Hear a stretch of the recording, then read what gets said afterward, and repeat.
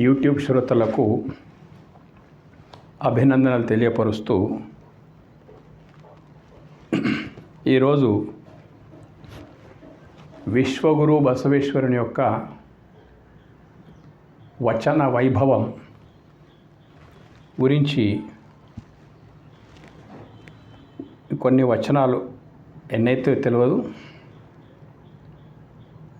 విశ్వగురు వచన వైభవం ఒక వచనం ఉంది, సప్తశీల వచనము. ఈ వచనము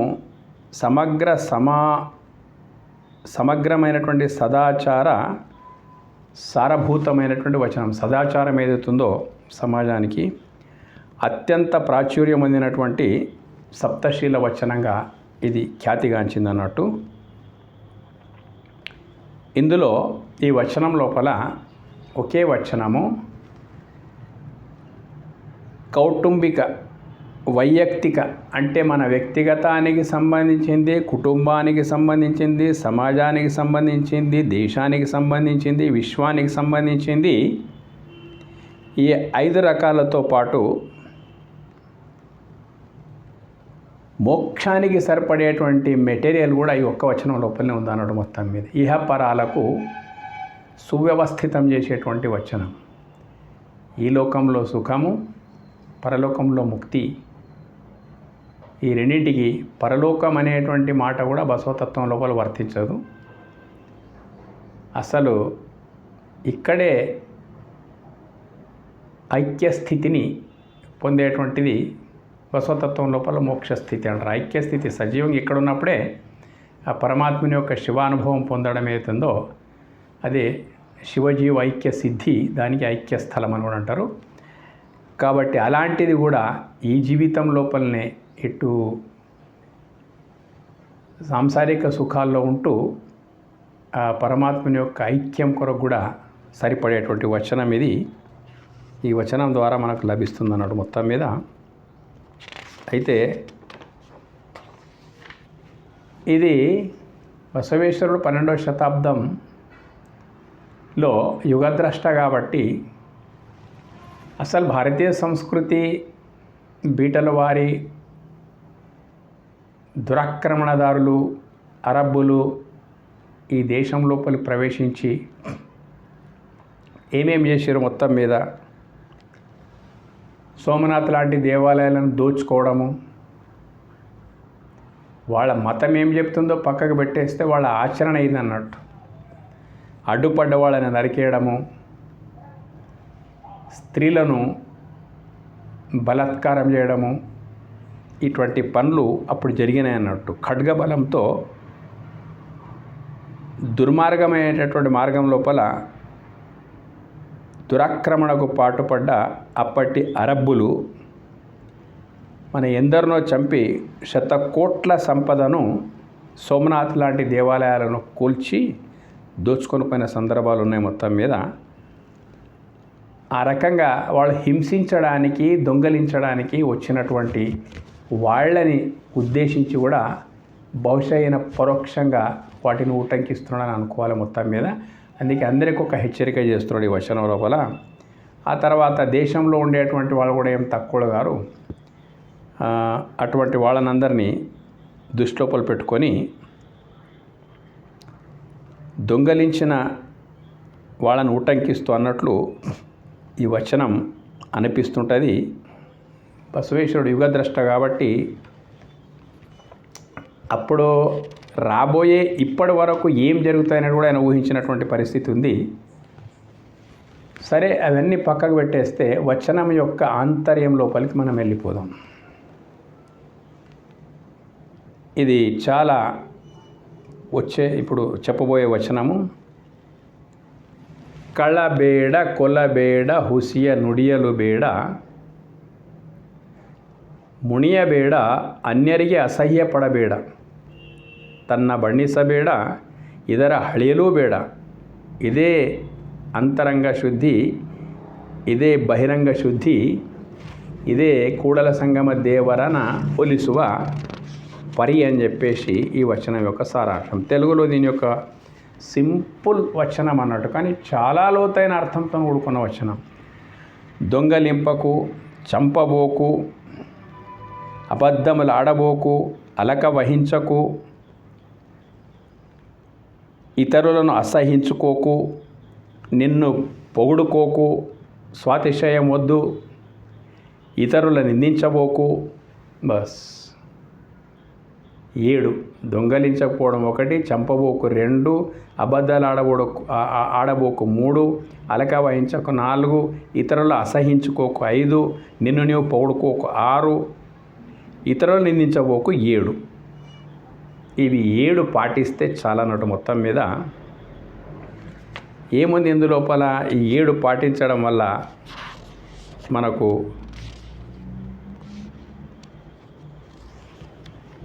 ఎన్నో రకాల ప్రయోజనం. ఇంతకుముందు చెప్పినట్లు వ్యక్తిగతంగా కూడా మనకు లాభం ఉన్నది,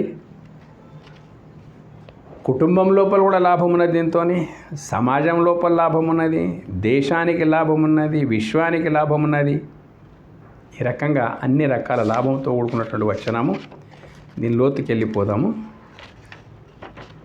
కళబేడ, దొంగలించకు. అయితే ఎవరు నూటంకేసి చెప్తున్నట్టు దొంగలించక అంటే మన సమాజం లోపల మనమంతా దొంగలిస్తున్నామా? కాదు, ప్లస్ అవును, 2 9 లోపల. ఇది ఎంత సూక్ష్మమైన వచనం అంటే పని చేయించుకునేవానికి, పని చేసేవానికి కూడా ఇది వర్తిస్తుంది అన్నట్టు. పని చేయించుకునేటువంటి యజమాని, పని చేసేటువంటి కార్మికుడు, ఇద్దరు కూడా వర్తిస్తుంది వచనం. ఎట్లా? కళబేడ అంటున్నాడు. ఎవరు కూడా ఎవరింటికి కన్నం వేయడం లేదు, దోచుకొని రావడం లేదు. కానీ మనకు తెలియకుండానే మన ద్వారా దోపిడీ జరుగుతూ ఉంటుంది అన్నట్టు. ఉదాహరణకి మొత్తం ఇది ఒక్క వచనము, దీంట్లో మొత్తం సమాజవాదం, సామ్యవాదము, కమ్యూనిజం కూడా ఇందులో పలిమిడి ఉన్నది. కళబేడ అంటే శ్రామికుడు ఇచ్చినటువంటి డబ్బుకు సరిపడేటువంటి శ్రమను చెయ్యాలన్నట్టు. చెయ్యకుండా డబ్బు తీసుకొని ఉంటే ఏమైపోతుంది? అది యజమానిని దొంగిలించినట్టే లెక్క.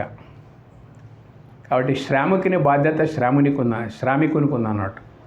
నీకు ఎంత కావాలో మొదలే అడుక్కోవాలి, ఆ అడిగినంత అతడిస్తే అన్నంత పని చేయాలన్నట్టు. అడిగినంత ఇచ్చింది తీసుకొని పనిలో కొరత పెట్టడం ఏతున్నదో అది కూడా బసవేశ్వరుని దృష్టి లోపల ఒక దొంగతనమే. అదే రకంగా వెట్టి చాకిరీ చేయించుకొని కావలసినంత పని వాళ్ళతో చేయించుకొని వాళ్ళకు సరిపడా డబ్బు ఇవ్వకుండా ఏదో వాళ్ళ దగ్గర ఉండేటువంటి పరిస్థితుల ప్రభావము, వాళ్ళ మజ్బూరీలు ఏవైతున్నాయో వాటిని ఆలంబనగా తీసుకొని వాళ్లకు మనము శ్రమకు సరిపడేటువంటి ఫలితం ఇవ్వకపోతే కూడా అది దొంగతనమే. 2 అయిపోయినాయి. ఇంకా ఆ తర్వాత ఉద్యోగ రంగాల లోపల ఉన్నారు, ఉద్యోగ రంగాలు, ప్రభుత్వ ఉద్యోగాల లోపల ఉన్నారు అన్నట్టు. లంచం కూడా ఒక దొంగతనమే. ప్రభుత్వం ఇచ్చిన తర్వాత అది కూడా ఒక దొంగతనమే బసవేశ్వరుని దృష్టి లోపల. ఎందుకంటే నీవు చేయవలసిన పనిని చేసేందుకొరకు ప్రభుత్వం నీకు వేతనం ఇస్తుంది. అయినప్పటికైనా కానీ ఇంకా ఇబ్బంది పెట్టడము, పని ఉన్నటువంటి పౌరులకు ఇబ్బంది పెట్టడము, వాడు ఏ విధంగానైనా కానీ ఇచ్చే విధంగా వాతావరణాన్ని క్రియేట్ చేయడము, ఇటువంటివన్నీ రాజ్యాంగంలో ఉన్న లొసుగుల ప్రకారంగా ఇవన్నీ జరుగుతూ ఉన్నాయి. ఏంటిది? అవినీతి అనేది బాగా జరిగిపోతూ ఉన్నది. ఇక్కడ ఏమంటున్నానంటే అది కూడా ఒక దొంగతనమే. ఆ తర్వాత ఎవరి దగ్గరైనా మనం డబ్బు తీసుకొని వస్తాం, ఎగ్గొట్టే ప్రయత్నం చేస్తాం, అది కూడా దొంగతనమే. ఆ తర్వాత ప్రభుత్వాల లోపలి చేరిపోయినటువంటి మంత్రులు ఉంటారు, గొప్ప గొప్ప ముఖ్యమంత్రులు, మంత్రులు, ప్రధానమంత్రులు, అందరికీ కూడా వర్తించేటువంటి విషయం ఏంటంటే పాలక వర్గం లోపల కూడా అవకాశం ఉన్నది కాబట్టి దాన్ని దోపిడీ జరపడం ఏదైతుందో అది కూడా దొంగతనం కిందికే. దొంగలింపకం అంటే అది కూడా దొంగతనం కిందికి వస్తున్నది అన్నట్టు. ఏది నీది కాదో అది నీ సొంతం చేసుకోవడం అనేటువంటి ప్రతిదీ దొంగతనం కిందికి వస్తుంది. భూములను దురాక్రమణ చేయడము, బలం ఉందని చెప్పేసి వేరే వాళ్ళ భూములను అన్యాక్రాంత మనం సొంతంగా చేసుకోవడము, ఇవన్నీ ఏవైతున్నాయి కదా, ఇవన్నీ కూడా ఏమిటికి వస్తాయి? మొత్తం మీద దొంగతనం కిందికే వస్తాయి అన్నట్టు మొత్తం మీద. ఇక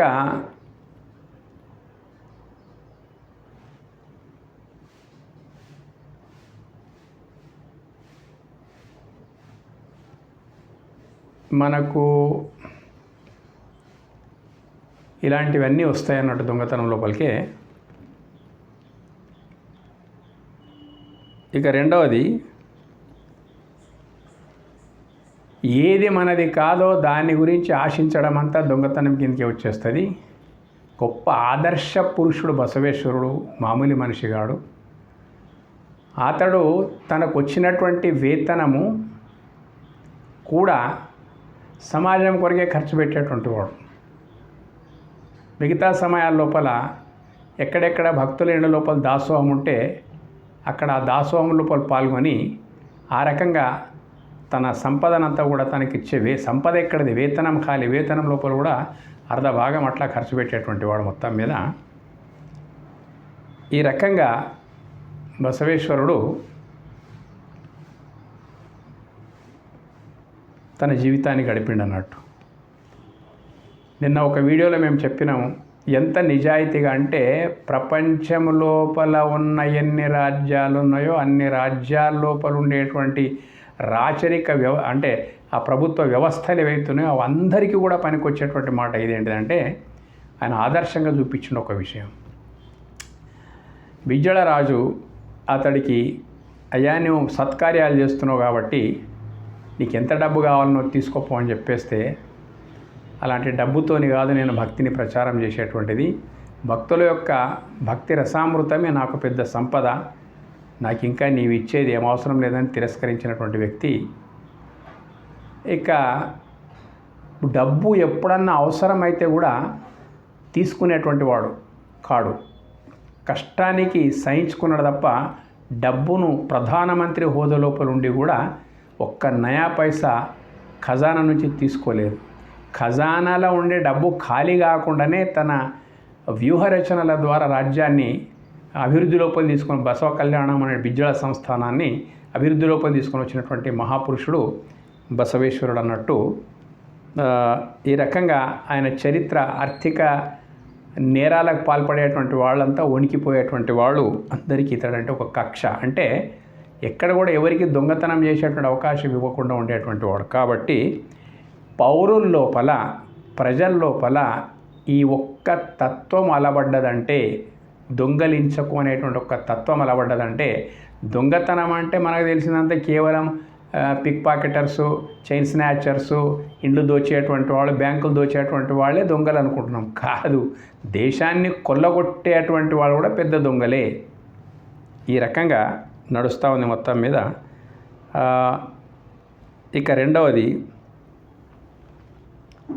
ప్రతి పౌరునికి ఈ భావం అలవడిపోతే సంపద, ప్రకృతి సంపద ఎక్కడికక్కడ ఉండిపోతుంది అన్నట్టు. ఇంకా దానికి మనము సంపద ఎవరి మార్గంలో వాళ్ళు దొంగ బుద్ధి లేకుండా ప్రవర్తించండి అనుకోండి, సంపద తనకు తాను మిగిలిపోతుంది, తనకు తాను సామ్యవాదం రావడానికి అవకాశం ఉందన్నట్టు, ఎవరి వృత్తి ధర్మాన్ని వాడు కరెక్ట్ నిర్వర్తిస్తే. కాబట్టి దొంగలింపకు అనేటువంటి ఒక మాట మనకు గొప్ప సమసమాజ స్థాపనకు పనికొచ్చేటువంటి సూత్రం అన్నట్టు. కొలబేడ, చంపబోకు.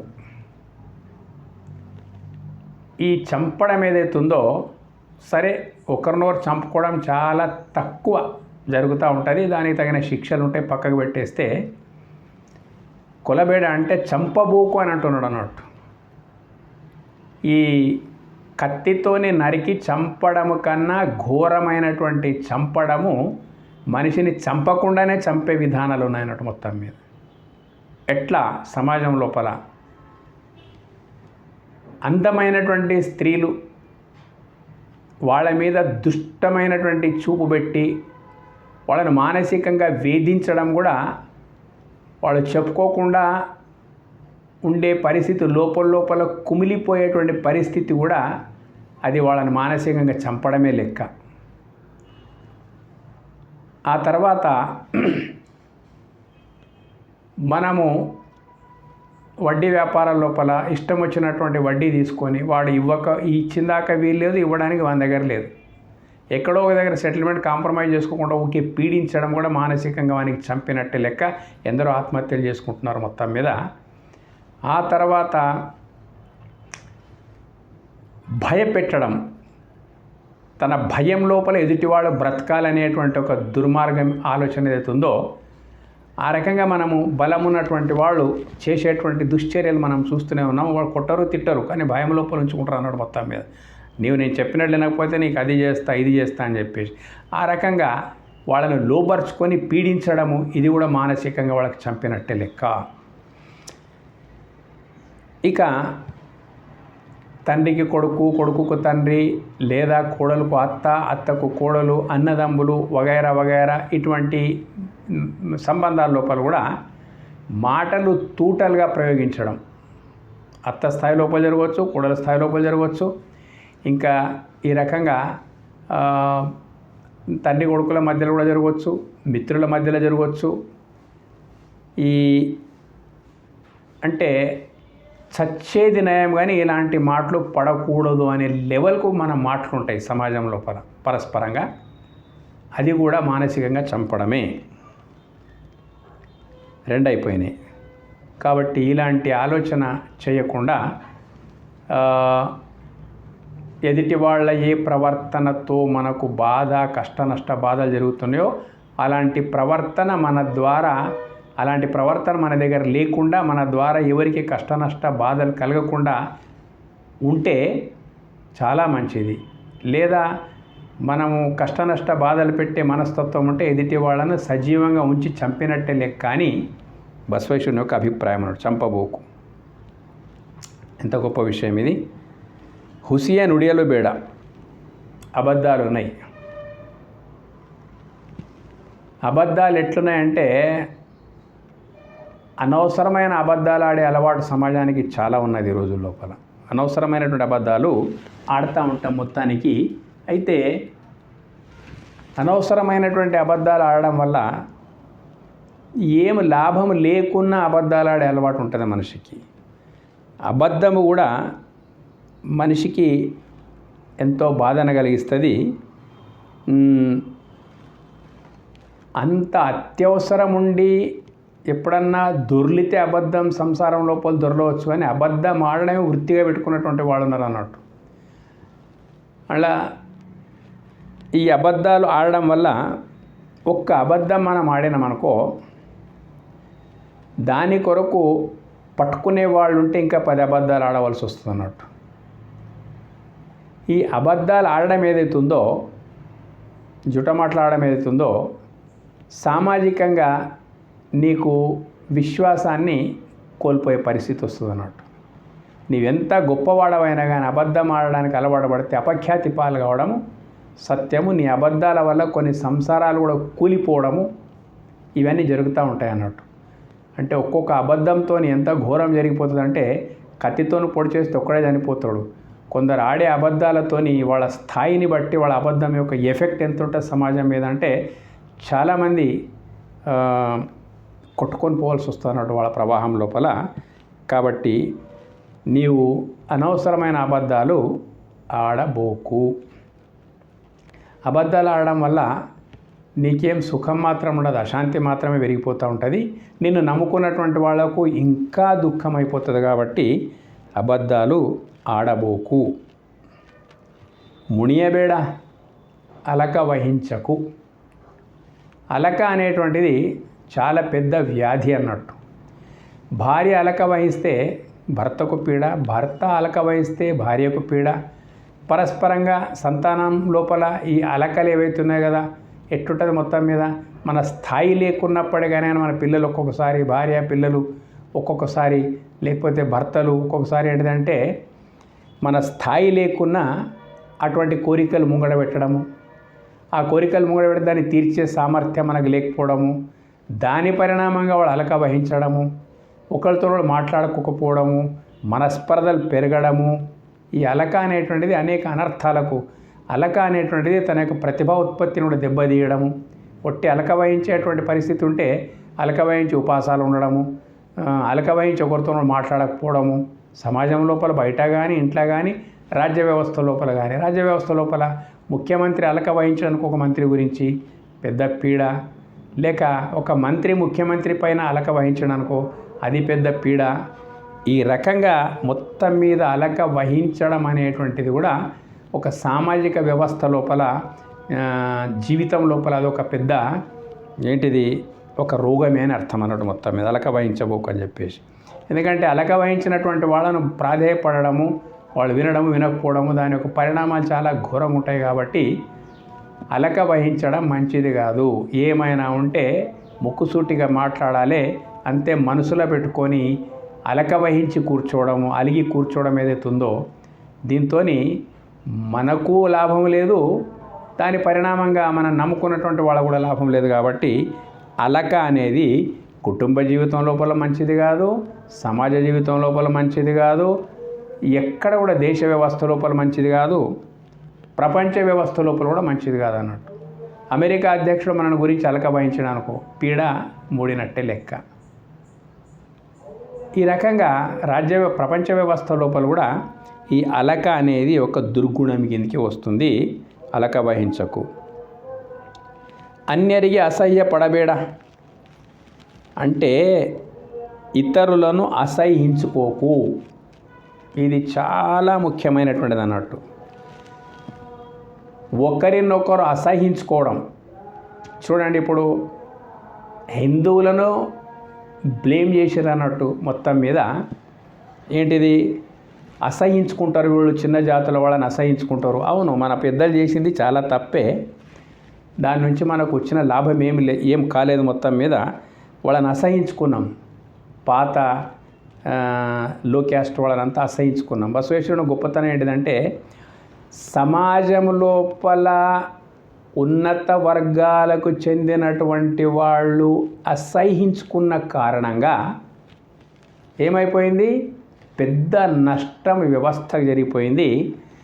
కుల వివక్ష, ఈ లింగ వివక్ష, జాతి వివక్ష, వర్ణ వివక్షలు తీవ్రంగా పాటించడం వల్ల దీని లోపల నుంచే అంటరానితనం గొప్ప ఇతరులను అసహించుకోవడం ఏతుందో దాంతో మన వ్యవస్థకి ఎంత నష్టం జరిగిపోయిందంటే అన్యరికి అసహ్యపడబేడ, చాలా నష్టం జరిగిపోయింది అన్నట్టు అసహించుకోవడం వల్ల. ఎవరిని అసహించుకోవాలి? దుష్ట మార్గంలో ఉండేటువంటి వాళ్ళని అసహించుకోవడం అంటే లెక్క కుదిరింది తప్ప క్యాస్ట్ బేస్లో కుల ప్రాతిపాదికన అంత తాడిత పీడిత అణగాడిన వర్గాలను అసహించుకోవడం అవుతుందో చాలా జరిగిందన్నట్టు మన సమాజం లోపల. ఈ రకంగా అసహించుకోవడం వల్ల మనకు అపారమైన నష్టం జరిగింది. ఆ నష్టాన్ని మనం అసహించుకున్నటువంటి వాళ్ళనంతా అనుభవం అంట లోపల చేర్చుకొని వాళ్ళకు గొప్ప సంస్కారాన్ని ఇచ్చి వాళ్ళకు శరణులుగా తీర్చిదిద్దిన బసవేశ్వరుడు. అది మనం చేసిన పని ఇదైతే అతడు చేసినటువంటి పని అది గొప్పమైనటువంటి పని అన్నట్టు. మొత్తం మీద అసహించుకోవడము ఇది బయటి విషయం అన్నట్టు. లోపలి విషయం కూడా ఎట్లుంటుందంటే తండ్రిని అసహించుకున్నాం అనుకో అంతే, సహించుకోకపోవడము. లేక కొడుకును తండ్రి అసహించుకున్నాడు అనుకో మధ్య దూరం పెరిగిపోయింది అంతే మొత్తం మీద.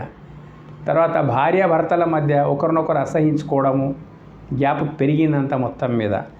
కాబట్టి పరస్పరము ఒకరికొకరు అసహించుకోవడం వల్ల తీవ్ర పరిణామాలే వస్తాయి. మొత్తం మీద ఈ రకంగా జరిగిపోతుంది అన్నట్టు. మొత్తం మీద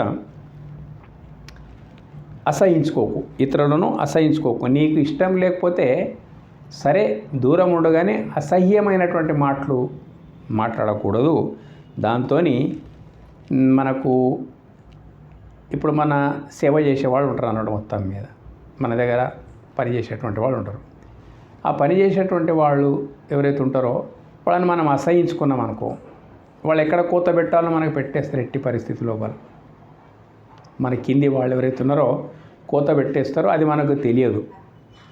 ఎందుకంటే మనం వాళ్ళని అసహించుకుంటే వాళ్ళు తన పని లోపల వాళ్ళ అసహ్యాన్ని చూపుతుంటారు. కాబట్టి ఈ రకంగా అభిప్రాయ భేదాలు పెరగడము, కక్షలు పెరగడము, ఈ అసహ్యం లోపల ఎన్నో ఉంటాయి.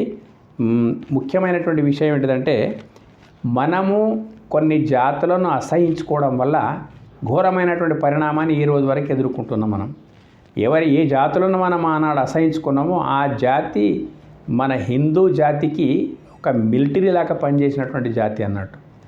అయితే రోజు రోజు మనం అసహించుకోవడము క్యాస్ట్ బేస్ లోపల దాని బేస్ లోపల అసహించుకోవడమే జరిగిందో వాళ్ళు మొత్తమే మనం వదిలిపెట్టిపోయినట్టు. ఎంతవరకు వచ్చింది పరిణామం మనం అసహించుకోవడం వల్ల? ఈరోజు ముట్టకు అంటకు అని చెప్పేసి ఎవరినైతే మనం అసహించుకున్నామో వాళ్ళు ఆల్రెడీ ఇతర మతాల లోపల చేరిపోయిన అసహ్యం యొక్క పరిణామం అన్నాడు. అసహ్యం యొక్క పరిణామం చేరిపోయి ఇప్పుడు నీ దేవుని ప్రసాదం కూడా వాళ్ళు తీసుకోవడానికి సిద్ధం లేరు. ఆలయాల లోపల ఏమైనా ప్రసాదాలు ఉంటే కూడా వీ డోంట్ కేర్ అని మనల్ని ముట్టుకోరు వాళ్ళు. అంటే మన ప్రసాదాలను కూడా ముట్టుకోరు. ఇది మనము ఆనాడు మనం అసహించుకుంటే ఈనాడు వాళ్ళు అసహించుకుంటున్నారు. ఎంతవరకు వచ్చేసింది అసహ్యం అనేటువంటిది? సందర్భోచితంగా ఏమన్నా దుశ్చేష్టలుంటే అటువంటి చేష్టలను అసహించుకోవడం సమంజసం, కానీ అట్లా కాకుండా ఏదో ఒక బేస్ పెట్టి అసహించుకుంటే బయటికి వెళ్ళిపోయినారు. ఈరోజు నిన్ను వాళ్ళు అసహించుకుంటున్నారు. ఇది మనం సాక్షాత్ అనుభవిస్తున్నాం అన్నట్టు.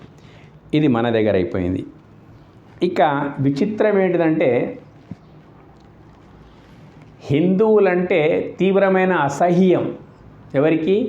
ముస్లింలకు. కాబట్టి వీళ్ళకు కూడా వాళ్ళంటే అసహ్యం. ఎందుకప్ప ఇదంతా? అందరి లోపల ఒకే ఆత్మ ఉన్నది, అందరి దేవుడు ఒక్కడే, అన్నీ ఒక్కటే. పరలోకం కొన్ని గుత్తెదారనవా ఎవడన్నా? పరలోకం కొన్ని సర్టిఫికేట్ తీసుకొని పోతే దొరుకుతుందా? అవన్నీ చెత్తా చెదారం విషయాలు మైండ్ లోపల నింపుకొని మొత్తం మీద మేమే శ్రేష్టము మీరు కనిష్ఠులు అని చెప్పేసి మనం ఎంత శిక్ష అనుభవించినామో ఇప్పుడు మనను మాత్రం బ్లేమ్ చేసిండ్రు. వీళ్ళు అసహించుకుంటారు వేరే జాతులని. మనం ఏదో భారతదేశం లోపల ఏవో కారణాలతోని అటువంటి పని చేసినాము, శిక్ష అనుభవించినాము. ఇప్పుడు అదంతా దూరం అయిపోయింది అన్నట్టు. కానీ మనకు బ్లేమ్ చేసేసారు హిందువులంటే ఈ అసహించుకునేటువంటి వాళ్ళని చెప్పేసి చిన్న జాతులను. కానీ ఇప్పుడేమైపోయింది? క్రైస్తవుడు ఏమంటాడు తెలుసా? క్రీస్తు మార్గం లోపలికొచ్చి క్రీస్తును విశ్వసించని వారు ఎవరైతే ఉన్నారో వాళ్ళంతా పాపులు. అంటే మనని వాళ్ళు అసహించుకుంటున్నారు అన్నట్టు. వాళ్ళంతా పాపులు. సరే, మనం చేసిన ఫలితానికి మనకు శిక్ష అనుకో మొత్తం మీద. అయితే అది పక్కకి పెట్టేద్దాం. ఇప్పుడు మరి మనము అసహించుకున్నామనే ముద్ర వేసే ఆ మతాలు వచ్చేసినాయి. అందరినీ చెరదీర్చుకుంటామని చెప్పేసి. అంటే నీ మార్గం లోపల వచ్చిన వాళ్ళు నీ వాళ్ళు అయిపోయినరు. నీ మార్గం లోపల రానటువంటి వాళ్ళని అసహించుకున్న పాపులు అంటున్నావు. అయిపోయింది కదా. ఈ రకంగా దాదాపు 550 కోట్లు క్రైస్తవేతర జనాభా ప్రపంచం లోపల ఎవరైతున్నారో వాళ్ళందరూ కూడా క్రైస్తవుల దృష్టి లోపల పాపులు. క్రీస్తు రక్తంలో తడిసినటువంటి వాడే పరిశుద్ధాత్ముడు. ఇవన్నీ ప్రచారాలు ఓపెన్గా నడుస్తూ ఉన్నాయన్నాడు మొత్తం మీద. కానీ దాన్ని ఎవడు పట్టించుకోవడం లేదు. మనల్ని అసహించుకుంటున్నారు వాళ్ళు మొత్తం మీద. ఏ హేతువాదులు కానీ ఏ విజ్ఞాన వేదిక వాళ్ళు కానీ ఈ పాయింట్అవుట్ చేయడం లేదన్నట్టు. ఏదో అరకొర 1-2-3%కు ఏదో మన పెద్దలు చేసిన పొరపాటును ఎత్తి చూపిస్తున్నారు కరెక్టే. కానీ ఈనాడు ఏకంగా 550 కోట్ల మంది పాపులు వాళ్ళ దృష్టి లోపల. అయిపోయిందా? ఇంకొక మతం అన్నది ఇస్లాం మతం. వాళ్ళ దృష్టి లోపల కాఫిర్లు అంటే అవిశ్వాసులు అని అర్థం. ఏంటిది అవిశ్వాసులు అంటే? దేవుని విశ్వసించినటువంటి వాడా అంటారు అట్లా. కానీ దేవుని విశ్వసించేటువంటి వాళ్ళ కొరకు ఎవరు సర్టిఫికేట్ ఇవ్వవసరం లేదు. రాముని పీరియడ్, కృష్ణుని పీరియడ్, యుగాల నుంచి కూడా దేవుడు ఉన్నాడు, భక్తులు ఉన్నారు, విశ్వాసం ఉన్నది, పరస్పరం అంతా ఉన్నది అన్నట్టు. దేవుడు అనేటువంటి వాడిని విశ్వసించడము భక్తుని యొక్క పని అట్లా కొనసాగుతూ ఉంటారు. అట్లా కాదంట. అవిశ్వాసులు అంటే మా మతమును, మా మత సూత్రాలను, మా మత ప్రవక్తను, మత గ్రంథాల పైన మీకు విశ్వాసం లేదు అంటే మీరు దేవుని విషయం లోపల కూడా అవిశ్వాసులే, కాఫిర్ అని వాళ్ళు అంటారు అన్నట్టు. ఎవడు పట్టించుకోవడం లేదు. మన మీద అందరు దుమ్మెత్తిపోసినారు. ఇప్పుడు ఆ రకంగా క్రైస్తవులు అసహించుకుంటున్నారు, ఈ రకంగా ముస్లింలు అసహించుకుంటున్నారు. వాళ్ళ మతంలో లేనటువంటి వాళ్ళంతా అసహించుకుంటారు అన్నట్టు వాళ్ళ మొత్తం మీద. వాడు పాపి అంటాడు, కాఫీర్ అంటాడు. ఇట్లా నడుస్తున్నది. ఎందుకు వచ్చేసింది?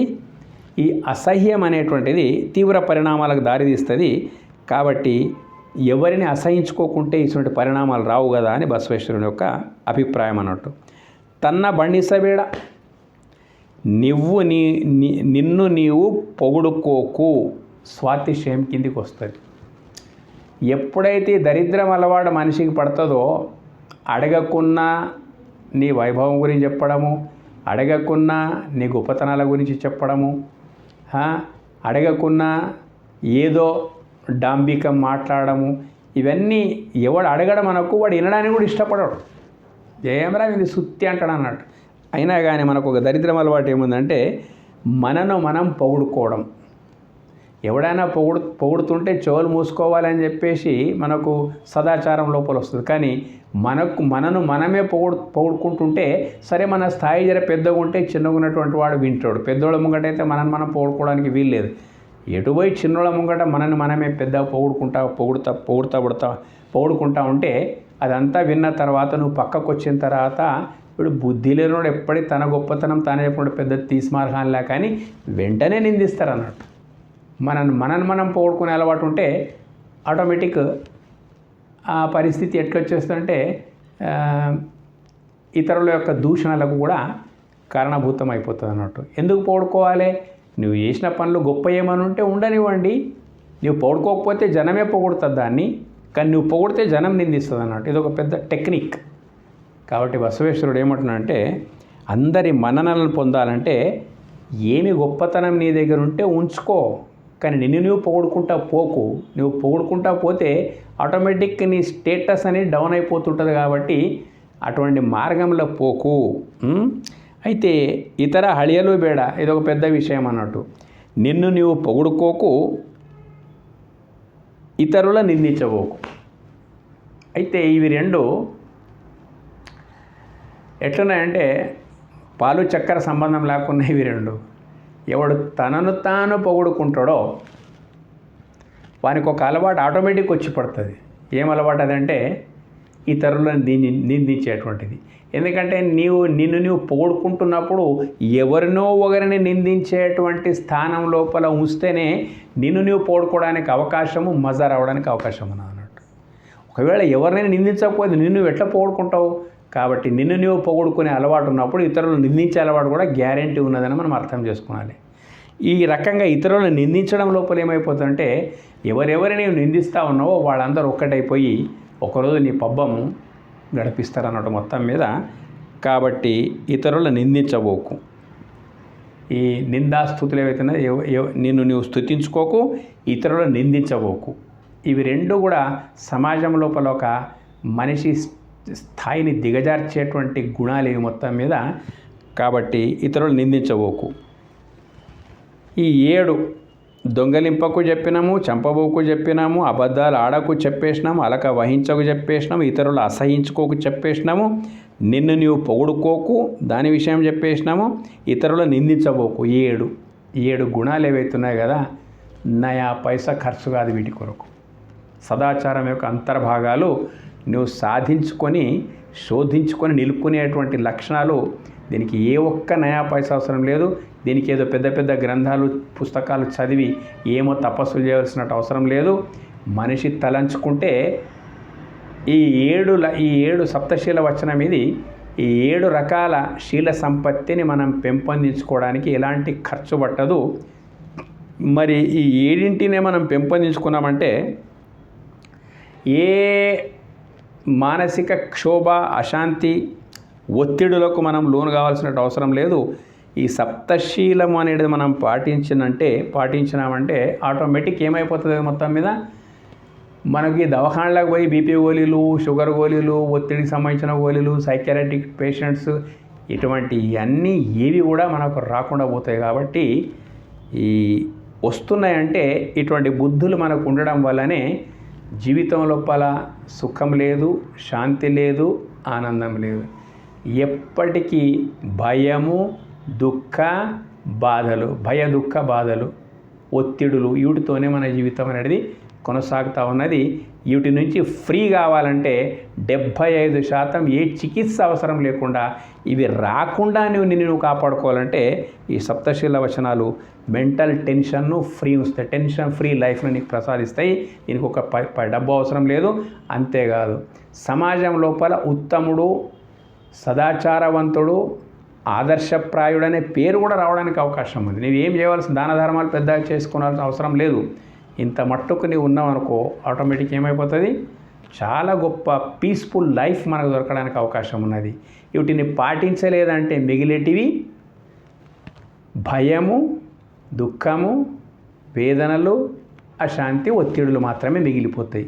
వాటి నుంచి ఫ్రీ చేసేందుకు కొరకు ఈ 7 సప్తశీల వచనాలని చెప్పిండు. చెప్పిన తర్వాత ఏమంటున్నాడు, ఇదే అంతరంగ శుద్ధి, ఇదే బహిరంగ శుద్ధి. అంతరంగ శుద్ధి అంటే ఇంతవరకు చెప్పబడినటువంటి అన్నీ మనసును క్లీన్ చేసేటువంటి కెమికల్స్ అన్నట్టు, మనసును క్లీన్ చేసే కెమికల్స్ అన్నట్టు. ఒకవేళ నువ్వు మనసును క్లీన్ చేయలేదనుకో, ఆటోమేటిక్ మనసు వీటన్నిటితోని మలినము చెంది ఏమైపోతుంది, సుఖం, శాంతి, ఆనందంకు దూరం అయిపోతావు. కాబట్టి అంతరంగ శుద్ధి అంటే నీ మనసును శుద్ధపరచుకోవడం అంటే ఈ 7 పాటించడం. మనసును శుద్ధపరచుకోవడం ట్యాబ్లెట్స్ అవసరం లేదు. మనోవ్యాధికి మందులే లేవు ప్రపంచం లోపల. నీవే సూపర్ స్పెషల్ డాక్టర్ దగ్గరికి పోయి కూడా నీ మనసు ఏదో కాకవికలమైంది అట్లా ఇట్లా అంటే ఇవన్నీ పాయింట్అవుట్ చేస్తాడు అక్కడ. ఏమప్పా టెన్షన్ కారణం ఏంటిది, ఫలానా ఉన్నది. కాబట్టి అది తగ్గించుకొని డాక్టర్ చెప్తాడు. ఆ మాట ఎప్పుడో బసవేశ్వరుడు మనకు చెప్పేసిండు. కాబట్టి ఇది అంతరంగ శుద్ధి. నీ మనసును నువ్వు క్లియర్ చేసుకుంటే జీవితం లోపల స్పష్టత రాగలుగుతుంది అన్నట్టు. మన అద్దాల్లో ఇంట్లోపల అద్దాలు ఉంటాయి అన్నట్టు. అద్దము మైల వారితే నీ ముఖమే మైలలాగా అనిపిస్తుంది అన్నాడు. అద్దం నీకు పనికి ఇవ్వదు. అద్దమును క్లీన్ చేసిన తర్వాత ముఖం చూసుకుంటే నీ ముఖం ఉన్నట్టుగా అనిపిస్తుంది అన్నాడు. అదే రకంగా మనస్సు సప్తశీల వచనముతోని శుద్ధమైపోతే నీ అంతలో నీవు స్పష్టమైనటువంటి బ్రతుకును బ్రతకగలుగుతావు అన్నట్టు. లేదంటే మాలిన్యంతో కూడుకున్నటువంటి మనసే నిరంతరము నీకు అంతరంగం లోపల అపరిశుభ్రతనే ఉంటుంది. పైన మనం బట్టలు ఉతుకోవడము, స్నానం చేయడానికి, శుభ్రపరిచినందుకు కొరకు చాలా ఉన్నాయి. కానీ మనసును శుభ్రపరిచేటువంటిది ఏదైతున్నదో ఈ సప్తశీల వచనం అనేటువంటి ఒక అద్భుతమైనటువంటి రతనాల మాల అనుకోవడం మొత్తం మీద మనకు తొలగిస్తా ఉన్నాడు. ఇదే అంతరంగ శుద్ధి, ఇదే బహిరంగ శుద్ధి. బహిరంగ అంటే సమాజం లోపల, కుటుంబం లోపల, రాష్ట్రం లోపల, దేశం లోపల ఇదంతా బహిరంగం కిందికి వస్తున్నట్టు. ఎప్పుడే కానీ అవసరం పడ్డప్పుడు గ్రామాల లోపల కానీ, సమాజం లోపల కానీ ఇలాంటి వ్యక్తుల యొక్క సహచర్యం కోరుతూ ఉంటారు. ఆయన మంచి మనిషప్ప, నమ్మదగిన మనిషి, ఆయనకి స్థానం లోపల ఉంచండి అని చెప్పేసి బహిరంగం లోపల కూడా నీకు గొప్ప కీర్తి ప్రతిష్టలు దొరకడానికి అవకాశం ఉన్నది. ఇక ఈ అంతరంగ శుద్ధి కొరకు ఎంత గొప్ప విషయం అంటే, నీ సంసారం లోపల నీ ఉండు, నీ భార్య పిల్లలతో నీ ఉండు, బేఫికరుండు. వండుకుంటూ సప్తశీలాన్ని పాటించినట్లయితే హిమాలయ పర్వతాల లోపల పోయి ముక్కు మూసుకొని తప్ప చేస్తున్నటువంటి వాళ్ళకి, లేదా మోక్షం కొరకు భార్యా పిల్లలను చేసుకోకుండా బ్రహ్మచారిగా సన్యాసిగా ఉండి అహోరాత్రులు తంటాలు పడుతున్నటువంటి పరిస్థితులు ఏవైతున్నాయో దేని కొరకు, అంతరంగ శుద్ధి కొరకు. అంతరంగమందు అపరాధములు చేసి అనే ఒకటి పద్యం కూడా ఉందన్నట్టు. ఇతరుడు ఎలగకున్న ఈశ్వరుడు ఎరగడా అన్నట్ట. ఇది మనం ఎక్కడ ఏ అడవి లోపల ఊకున్నా, ఏ పీఠాల మీద ఏ మఠాల లోపల ఊకున్నా కానీ ఈ అంతరంగ శుద్ధి అనేటువంటిది వాటితో అవుతుందో లేదో కానీ ఈ సప్తశీల వచనం ద్వారా నువ్వు చేసుకోవాలి. చేసుకుంటే పరమాత్ముని యొక్క ప్రాప్తి కొరకు, శివజీవ ఐక్య సిద్ధి కొరకు, లింగాంగ సమరసం కొరకు, మోక్షం కొరకు, జీవన్ముక్తి కొరకు నీవెక్కడా పోల్సినట్లు అవసరం లేదు. వీటితో పాటు ఒక వచనం ఉన్నది, ఎన్న మనదల్లి మొత్తం దరియనయ్యా. ఇవన్నీ పక్కకు దొబ్బాలంటే ఇంకో సూత్రం కూడా చెప్పాడు. నా మనసు లోపల ఇంకో దానికి స్థానం లేదయ్యా. ఎప్పుడూ శుద్ధంగా ఉంచుకోవాలంటే ఓం నమ శివ, ఓం నమ శివ అని తిరిదేనయ్యా. ఎనకి ఇదే మంత్ర తంత్ర జప తప కూడల సంగమదేవ అని కూడా మనసు శుద్ధికి వీటితో పాటు మనకు ఒకవేళ సాధ్యం కాకపోతే ఈ శివమంత్ర జపం ద్వారా అన్నీ తనకు తాను శుద్ధం అవడానికి అవకాశం ఉందని చెప్పేసి అంతరంగ శుద్ధి కొరకు ప్రయత్నం చేయమని చెప్పేసిండు. అంతరంగ శుద్ధి ఉన్న పణంగానే ఉన్న దగ్గరనే అయిపోతుంది. దాని కొరకు పెద్ద యోగ సాధనలు, ధ్యాన సాధనలు, తపస్సులు, వ్రతాలు, నోములు నథింగ్ అవసరమే లేదు. ఇదంతా ఏంటిది ఇన్నర్ ఇంజనీరింగ్ అన్నట్టు. నీ యొక్క మనసుతోని నువ్వు పోరాడేటువంటి ఒక పెద్ద పోరాటం అన్నట్టు. ఇంట్లో నువ్వు విజయం సాధిస్తే ఇదే అంతరంగ శుద్ధి, ఇదే బహిరంగ శుద్ధి. సమాజం లోపల కీర్తి, అంతరంగం లోపల అల్లకల్లోలం లేని జీవితము, బహిరంగం లోపల అందరి దగ్గర కీర్తి ప్రతిష్టలు ఉండేటువంటి జీవితము, సజ్జనుడు అనేటువంటి పేరు తెచ్చుకునేటువంటి జీవితం ఏదైతుందో బయట ఉంది. ఏ ఇబ్బందులు లేకుండా, అశాంతి, దుఃఖం, వేదనలు లేకుండా లోపల ఉంది. ఈ సప్తశీలను పాటించడం వల్ల ఈ రెండు కూడా శుద్ధమైపోతున్నాయి. ఆ తర్వాత చాలా గొప్ప విషయము, ఇదే కూడల సంగమ దేవర నొలిసో పరి. ఎంత గొప్ప విషయం అంటే, ఇదేనయ్యా ఏంటిది? కూడల సంగమ దేవర నొలిసో పరి. పరమాత్ముడు కూడల సంగమ దేవ అంటే ఎంత గొప్ప వచన ముద్రిక అది. బసవేశ్వరుడు తన ప్రతి వచనంకు చివరన చేర్చినటువంటి ఒక అంకిత నామం అంటారు దానికి, ముద్రిక ఏమన్నానండి. అయితే కూడల సంగమ దేవ అని అంటున్నాడు అన్నాడు. ప్రతి వచనం చివర లోపల పరమాత్ముని యొక్క పరిపూర్ణ సాక్షాత్కారం చేయిస్తున్నాడు. పరమాత్ముడు ఎక్కడనో లేడు, ఎక్కడ వెతకవలసిన అవసరం లేదు, ఇక్కడే ఉన్నాడు. పరమాత్ముడు ఎక్కడున్నాడో నీవు అక్కడే ఉన్నావు, నీవెక్కడున్నావో పరమాత్ముడు అక్కడే ఉన్నాడు, పరమేశ్వరుడు అక్కడే ఉన్నాడు. ఎట్లా అంటున్నాడు? కూడల సంగమ దేవా. కూడల అంటే 24 తత్వాలతో కూడుకున్నటువంటిది ఈ దేహం. పంచ జ్ఞానేంద్రియాలు, పంచ కర్మేంద్రియాలు, పంచభూతాలు, పంచ విషయాలు 20 అయినాయి. 4 5 20. తర్వాత మనస్సు, బుద్ధి, అంతఃకరణ చతుష్టయం అంటారు. అవి 24 అయిపోయినాయి అన్నట్టు. ఏమైపోయాయి మొత్తం మీద? ఈ 24తోని కూడుకున్నటువంటిది కాబట్టి కూడల అంటే ఈ 24 తత్వాలతో కూడుకున్నటువంటిది అన్నట్టు. 25వ తత్వం మరేదో కాదు, ఆ దేవుడే.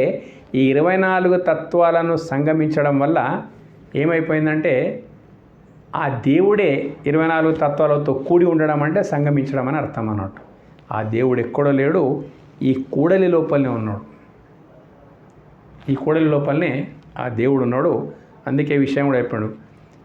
ఆయనకి ఏమన్నాడంటే, దేవాలయంకు ఒక చక్క నిర్వచనం ఇచ్చాడు. కాళ్ళే స్తంభాలట, వక్షస్థలమే కాళ్ళే స్తంభాలు. ఈ దేవాలయంకు, ఈ దేహం అనే దేవాలయంకు వర్ణిస్తూ కాళ్ళు స్తంభాలట, వక్షస్థలమే గర్భాలయం అంట. తర్వాత బంగారు శిఖరమే శిరస్సట, దేహమే వక్షస్థలమే గర్భాలయమట.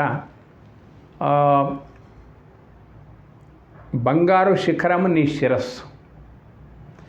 ఈ రకంగా ఉండే దేవాలయం లోపల సంగమించినటువంటి సంగమనాథుడు అని పేరు అన్నట్టు. అంటే ఇటువంటి కూడలి ఏదైతుందో దీనిలో సంగమించడం వల్ల ఏది లేకపోతే నేను లేను, ఏది ఉంటే నేనున్నానో అదే దేవతత్వం.